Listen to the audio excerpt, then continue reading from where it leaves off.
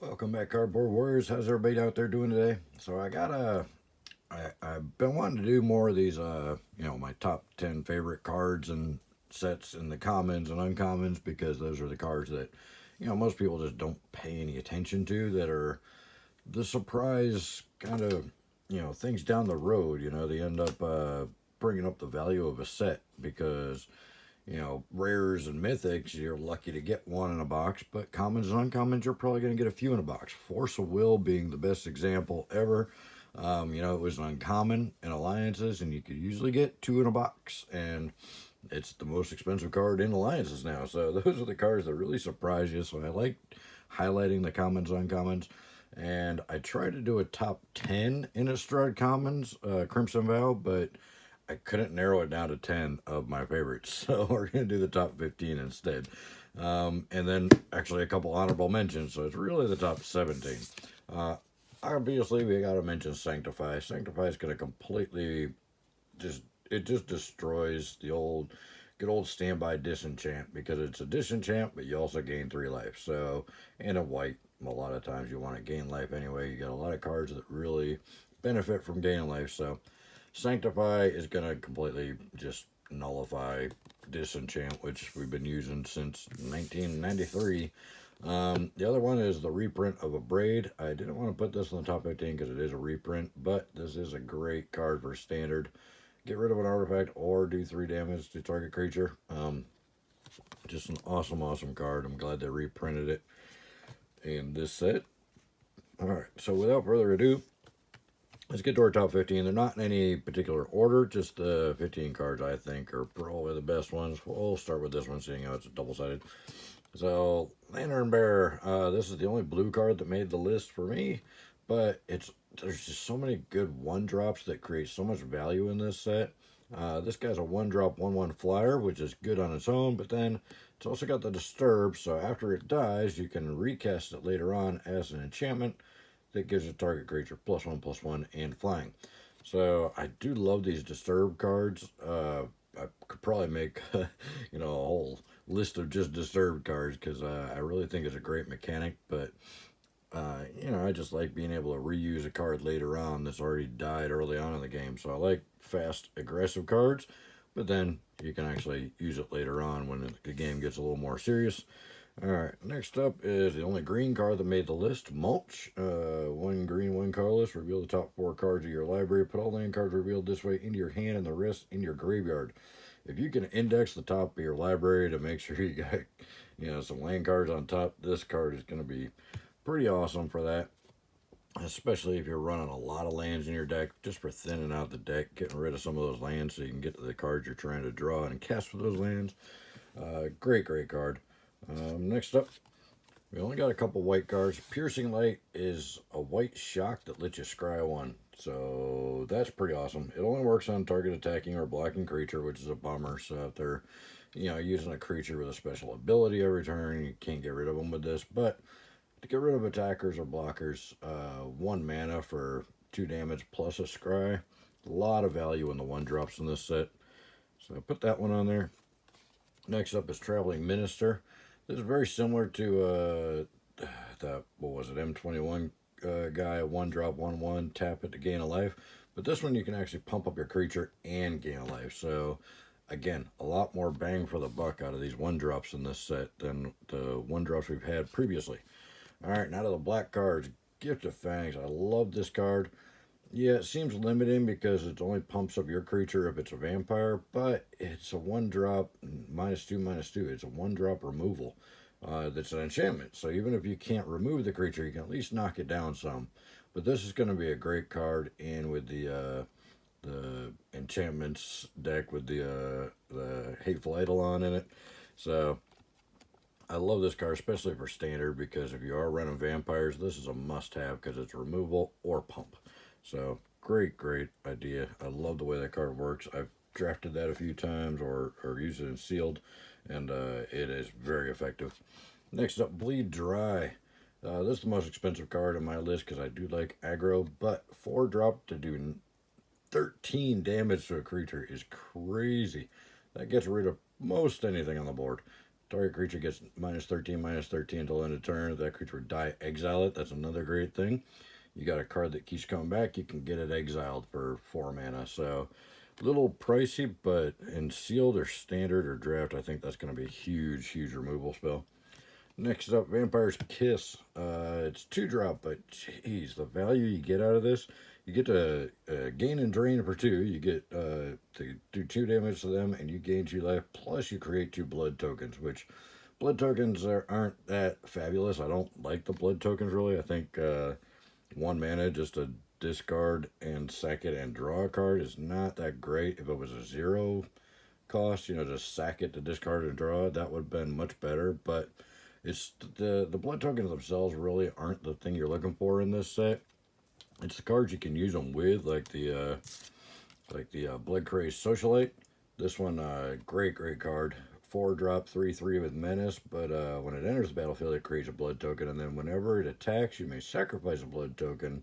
And if you do, it gets +2/+2 till end of turn. So that with the Vampire's Kiss is a great little combo card, and then the Get the Fangs, the Bleed Dry. It's just, black is really strong in this set.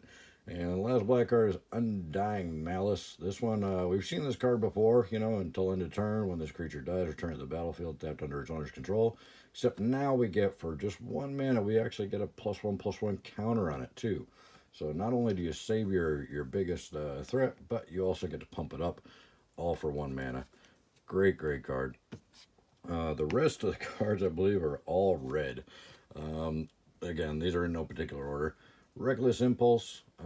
Exile the top 2 cards of your library until end of your next turn. You may play those cards. This card is so good. It's a light up the stage, but you don't have to worry about the spectacle cost. It is a little bit more expensive than the spectacle light up the stage, which is only 1. This one costs 2, but it's cheaper than the non-spectacle light up the stage, which costs 3. So, great card. I love this ability. This is a really good ability for being able to get more cards in your hand without having more cards in your hand, because there's a lot of stuff that your opponent can't make you discard these, which is amazing. There's so much discard going on these days that I really love these cards that let you exile the cards but still play them. There's a lot of stuff you can do, hand manipulation and whatnot. You can play cards that say discard your hand, draw so many cards or whatever. Wheel of Fortune would be awesome with this card. So I do love this. Light Up the Stage is one of my favorite cards in red, because red has so much trouble with, there's so many cheap cards in red that you get them out there really fast, and then you can't draw more cards, and you end up with no cards in hand and nothing you can do. So getting more cards that you can play, hugely important in red. So this card is amazing. I love that one. It might be a mono red staple as we see.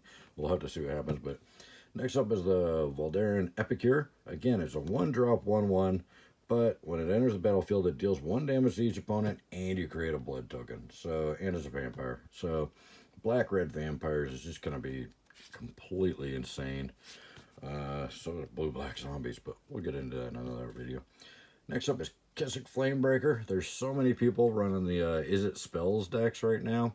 This is going to fit in there so well. It's 2-drop 1 with 3 toughness, which is pretty crazy. Not something you usually see on a card with this kind of ability. Whenever you cast a non-creature spell, it deals 1 damage to each opponent. So I can see this being stacked on a lot of commander decks, because it does 1 damage to each opponent. So in multiplayer, this is going to be even bigger than it is naturally. But there was that the wall, I think it was electro something, I forget, that whenever you cast an instant or sorcery spell, it deals 2 damage to an opponent. I think this is a lot more useful than that, because it is a creature that you can attack with as well, and it's cheaper. It's only 2-drop, and yeah, you get 1 damage to each opponent, so it works in multiplayer as well. All right, next up, Ancestral Anger. This one I was kind of on the fence about putting in the video, but there's so much bang for the buck with this one. It's literally 1 red, target creature gains trample and +X until end of turn, which X is 1 plus the number of this card in your graveyard. So the first one does just 1, but still +1 trample, and you get to draw a card for 1. The only thing that would make this card better is if it said you could have any number of this card in your deck. Put like 20 of these in there, throw one down, draw a card, throw another one down, draw a card, throw another one down. Be crazy. But anything that lets you draw cards in red is huge, and for a 1-drop that lets you draw a card and gives trample and a boost, that's a big card for me. I think that one's going to see a lot of play. I'd be surprised if it doesn't. Next up, in the festivities, another just good value card in red. 1 mana and deals 1 damage to each opponent and each creature and planeswalker they control. So if they got a creature, a planeswalker out, you get 3 for 1. It's a lightning bolt split 3 ways. But I mean, it hits every creature, every planeswalker, knocks those planeswalkers down a little bit so you can get rid of them faster, and they can't do their ultimates. And for 1 mana, that's great card. I really like that one. Next up, well, they're an Epicure, another 1-drop in red. 1/1 that when it comes into play, it deals 1 damage to each opponent, and you create a blood token. Again, and as a vampire. Red-black vampires is going to be a force to be reckoned with, I think, in standard. All right, last one, and then we'll let you get out of here. The Daybreak Combatants. This one, again, is one that nobody's really talking about, and I kind of was on the fence about putting it in the video, but it's 3-drop 2/2, which is a little bit pricey, but it has haste, and when it enters the battlefield, target creature gets +2 until end of turn, which means you can give himself +2, so you can come in as a 4/2 haste for 3. For me, that's just good bang for the buck. You spend 3 mana and you get 4 damage, and the fact that he's got haste can attack right away. Or you could put that +2 on some big trampler you got and make sure you do lethal. It's a sorcery built on the feet, So I really like this card. I think it's going to be a powerful card in sealed and draft. I'm not sure how well it's going to play into the eternal formats, but I think in sealed and draft this is a pretty powerful little card. We'll see what happens with it. But there you go. There's my my choice for top 15 commons in Crimson Vow. Let me know what you think. What are your favorite commons and uncommons in the set? I'll try and get to an uncommon video here soon. But let me know what you guys think in the comments below. Check out the description below. There's a lot of good links. Save you money, get your cash back on all your purchases, and just good stuff, good sale prices. I think Kaldheim set boxes are like $83 a box right now, and Jumpstart's still under 100, like $92 a box. Great time to pick that up. Modern Horizons is still like $210 a box on Amazon, so check out those links. If you use those links, it really helps out the channel, and I truly appreciate it. Every like and sub and comment, it means the world to me. Thank you guys so much for watching, and we'll see you in the next one. Bye.